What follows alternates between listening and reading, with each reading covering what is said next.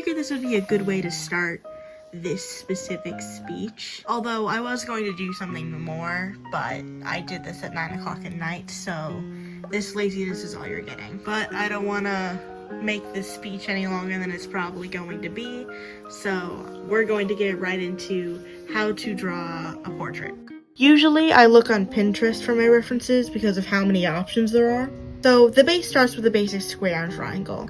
The face can be separated into 4 sections, so basically you split it in half once, split the bottom in half, and then split it again. No, it's a lot, but bear with me. Typically, the head should be about 5 eyes wide, so when you draw your eyes, it's good to add a couple. You can always resize your eyes to fit a bit better. Trust me, most of this is just trust the process. Moving on to hair, it's good to block out the basic shape of your hair and where the hairline is, as well as the eyebrows. You just need to block out the general shape. It's okay if it doesn't look good yet. Now the nose. When drawing a nose, it's literally like an upside down Mickey Mouse head, and the bottom of the nose is like those squiggly line birds you'd put on the back of your pictures, as opposed to drawing actual birds. Back to the eyes. The eyes are not the typical lemon shape you see a lot. They have curves and dips and are a really 3D type of shape. Along with the iris and pupil. It helps to draw the full iris because it's almost always cut off by the eyelid. When tackling the lips this time, it's a right side up Mickey Mouse. You put a little circle in the middle of the Mickey and you have to draw that bird again, connecting it down to the dimples on the side of the mouth, which not everyone has, by the way. On the bottom of the lips, it's just a small curve. It's nothing special, really. Now that we've finished the basic shapes, we can move on to details. Without putting in too much depth, it's smart to outline the exterior of the hair.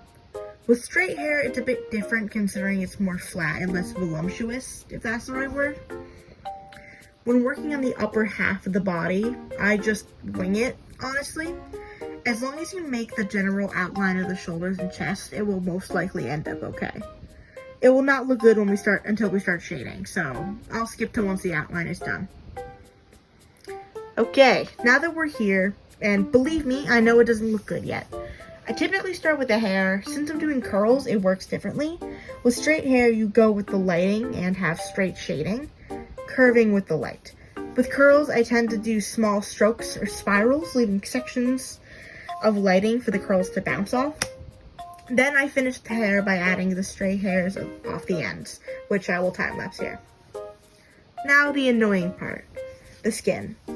I lay down the base, which for some people it's the base skin color, but I like to lay down the base of the highlights, because I find it easier to work like this on a digital, but it's really up to personal preference.